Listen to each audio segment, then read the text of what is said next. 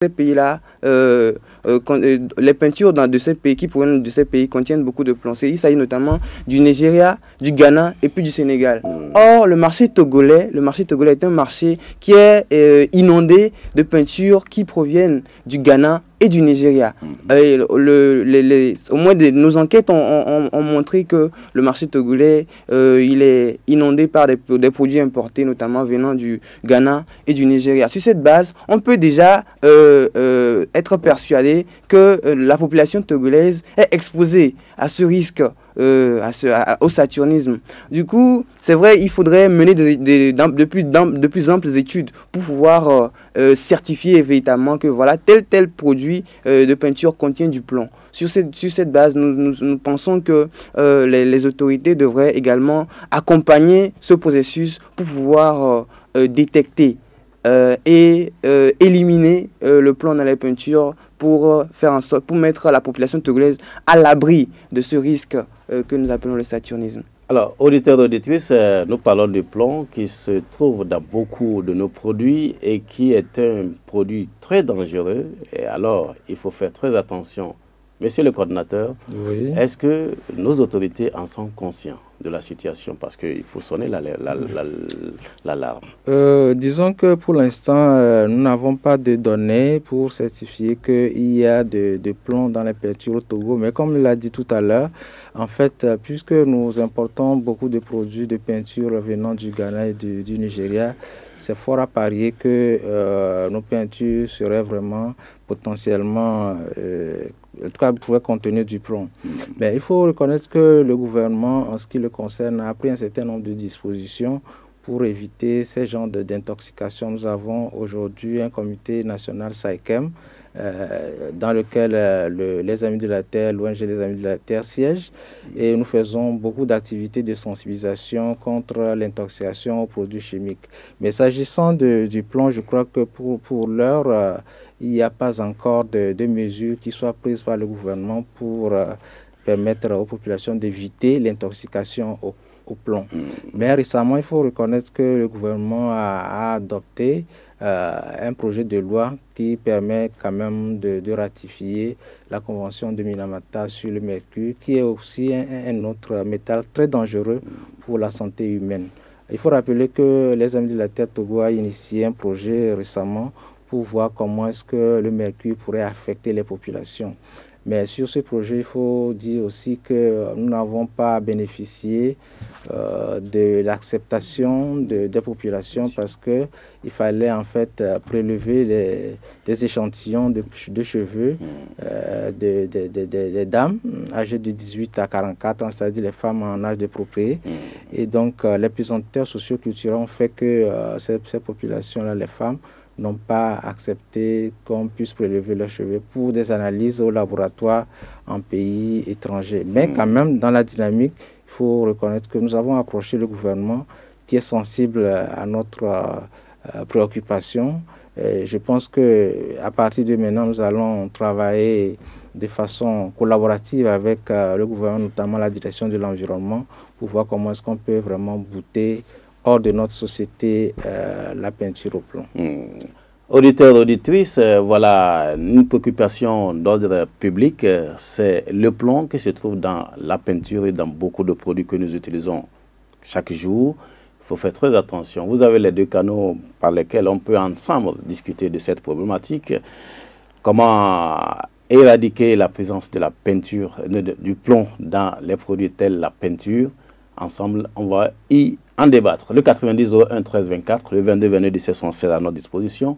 Ensemble, contribuons à la mobilisation pour éradiquer, n'est-ce pas, la présence du plomb dans la peinture et dans beaucoup de produits que nous utilisons parce que la peinture est très dangereuse à notre organisme. Puisque vous venez de le souligner, M. Mugué, au niveau des enfants, c'est le saturnisme.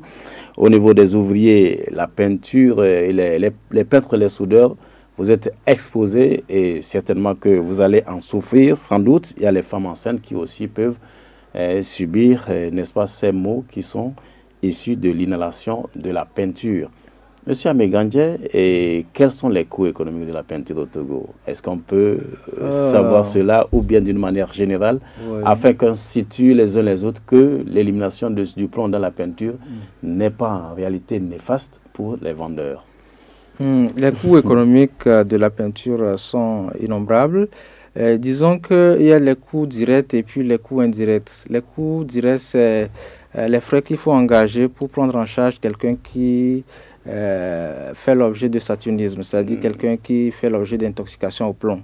Et donc, c'est cher. Les coûts pour prendre en charge ces personnes-là sont vraiment onéreux. Il y a aussi les coûts économiques indirects, c'est-à-dire que la société devrait mettre en place un certain nombre de mesures, d'infrastructures pour prendre en charge les personnes qui sont affectées par le plomb, c'est-à-dire par exemple les infrastructures scolaires pour prendre en charge les personnes qui souffrent de déficiences intellectuelles idiopathiques, parce que ça représente environ 9,3% de la population mondiale. Il y a aussi le fait que 6,6% de la population mondiale est affectée par les accidents cérébrovasculaires et également 4% par les accidents idiopathiques ischémiques. Et donc, il faut prendre en charge un certain nombre de personnes à travers les infrastructures qu'il faut mettre en place. Et donc, il a été dit aussi à travers une étude que $1 investi pourrait engendrer environ $221. C'est-à-dire qu'au lieu d'investir cet argent dans les investissements socio-économiques qui pourraient rapporter, on investit cet argent dans la prise en charge des personnes victimes du saturnisme. Et donc ça voudrait dire qu'il y a des coûts économiques qui sont liés à l'intoxication au plomb. Et selon une étude, environ 160 000 classes devraient être construites et équipées si on évitait réellement d'être affecté par le plomb. Alors, Monsieur Mugebibi, il y a des raisons, n'est-ce pas, d'éviter, n'est-ce pas, d'avoir des produits à base de plomb. Beaucoup de raisons économiques. Oui, comme le coordonnateur vient de le souligner ici avec des chiffres à l'appui, il y a des raisons et surtout il y a des alternatives au plomb. C'est très important de le noter. C'est pas, on ne dit pas que le plomb il est dangereux. Il faut éviter qu'on l'ajoute aux peintures et puis c'est fini, ça s'arrête là. Non, il y a des alternatives au plomb dans la peinture existent et notamment, il y a des peintures naturelles. Il y a des substances naturelles qu'on peut ajouter à la peinture pour préserver, en tout cas avec les mêmes propriétés, sans toutefois courir le risque d'être intoxiqué, d'être victime de saturnisme. Du coup, nous exhortons les industriels, les producteurs de peinture à aller vers ces substances-là qui sont non toxiques, qui sont durables ensuite pour la population togolaise, pour le monde entier en général. Voilà un peu ce qu'il faut dire sur la question. Est-ce qu'il ne faut pas souligner aussi que l'arrêt du plomb, l'utilisation des peintures au plomb a un faible coût?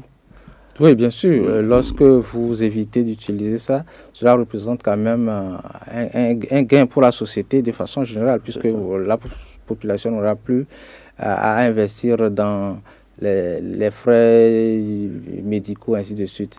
Il faut reconnaître quand même qu'il y a une dynamique au plan mondial aujourd'hui qui fait que les grandes compagnies de fabrication de peinture telles que PPG, Akzo Nobel ont commencé par introduire un certain nombre d'additifs qui ne soient pas des ingrédients de plomb dans la peinture. Et donc c'est une bonne décision. Il y a d'autres structures comme Multilac qui est au Sri Lanka, et puis Boysen et Davis aux Philippines, qui ont également des produits certifiés sans danger de plomb. Donc c'est quand même des dynamiques, des démarches qui soient quand même bonnes et qu'il faut quand même essayer d'inciter d'autres producteurs, d'autres fabricants à leur emboîter le pas. Il faut emboîter le pas par rapport à ces n'est-ce pas, fabricants qui se soucient de la santé de l'homme en général, qui se soucie de notre santé en particulier. Alors, vous avez parlé de l'Alliance mondiale pour l'élimination des peintures au plomb. C'est quoi cette structure et quels sont ses objectifs au fait? Parce qu'aujourd'hui, il faut comprendre que ces structures nous viennent en aide énormément et nous ouvrent les yeux par rapport à ce qui n'est pas, ce qui est dangereux pour le public. D'accord, donc c'est une alliance qui a été mise en place en 2011 et qui est conduite par le Programme des Nations Unies pour l'environnement et l'Organisation mondiale de la santé. Il faut dire qu'aux origines, c'était au sommet mondial sur le développement durable en 2002 qu'on a lancé un appel pour l'élimination du plomb dans la peinture. Et donc, la mise en place de l'Alliance mondiale pour l'élimination de la peinture au plomb est une conséquence de cet appel-là. Et donc, depuis 2011, cette alliance essaie de travailler pour éliminer la peinture dans le monde. Et donc, en 2013, on a organisé une semaine d'action où différents pays sont impliqués. Et c'est dans ce cadre, justement, que s'inscrit notre action d'hier, la conférence de presse, pour essayer d'informer l'opinion publique. C'est d'ailleurs l'objectif de l'Alliance, pour essayer d'informer l'opinion publique sur la question de la peinture au plomb. Essayer de dire aussi quels sont les efforts qui sont menés au plan global, régional, sur l'élimination de la peinture au plomb. Et essayer d'encourager les organisations, les organismes qui travaillent pour l'élimination du plomb. Et en troisième lieu, essayer de faire le plaidoyer auprès des gouvernements nationaux pour que des mesures contraignantes de contrôle en ce qui concerne la fabrication, la commercialisation, l'utilisation du plomb soient prises. Et c'est dans ce sens justement qu'on voudrait que les médias comme le vôtre puissent s'associer à cette campagne internationale pour l'élimination du plomb dans la peinture. Il faudrait que tout le monde soit concerné par l'élimination du plomb dans la peinture. Monsieur Mugué, au jour d'aujourd'hui, est-ce que vraiment les États membres peuvent aisément éliminer le plomb dans la peinture? La question elle est difficile. Si les États membres peuvent aisément éliminer le plomb dans la peinture, il faut d'abord préciser quelque chose, c'est que l'Alliance mondiale pour l'élimination de la peinture... Permettez, on va recevoir cet auditeur. Hello? Il faut d'abord préciser quelque chose, c'est que... Auditeur au bout du fil, bonjour. Alors, bonjour. Comment vous allez? Bonjour, monsieur. Bonjour. Oui, bonjour, monsieur. Votre nom? Vous appelez d'où?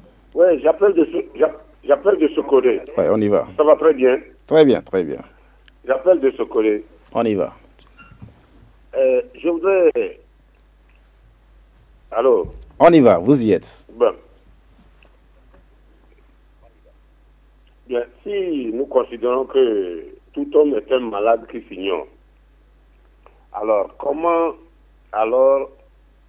éradiquer cette maladie? Peut-être que nous avons déjà inhalé ce plomb sans le savoir. Comment essayer d'éradiquer cela?